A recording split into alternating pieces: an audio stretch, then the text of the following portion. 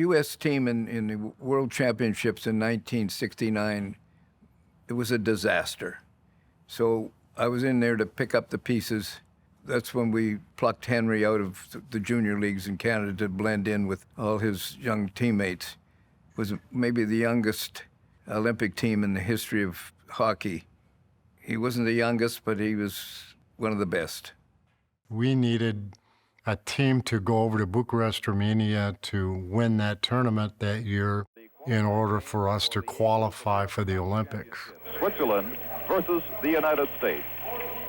The first game, we had to play a qualifying game against Switzerland, which was a very good team. If you win that game, you move on to the medal round. If you lose it, you go home. To score a 5-3 win over Switzerland and qualify for Group A in Olympic hockey. And it was a great experience for me, being an 18-year-old. And it helped me as a player because they were older, smarter. Playing International Hockey League was faster. They played on the bigger rinks, the Olympic-sized rinks. Final score was 7-2 for Russia. But for the Americans, it's improvement. Henry Boucha was referred to as, in very affectionate terms, as the electric Indian because he was so explosive, quick, agile, and could shoot and skate. He did it all special.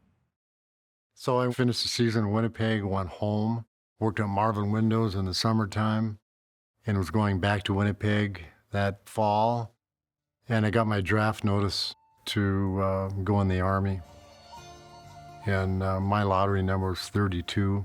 They were drawing up to 300 and some, so I knew I was going to go.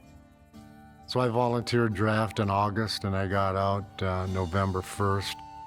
I called my coach, Murray Williams, and he said, don't worry about it. We have 4 or 5 players that are in the same situation. We can help them by continuing to provide them a place to play while they're in service.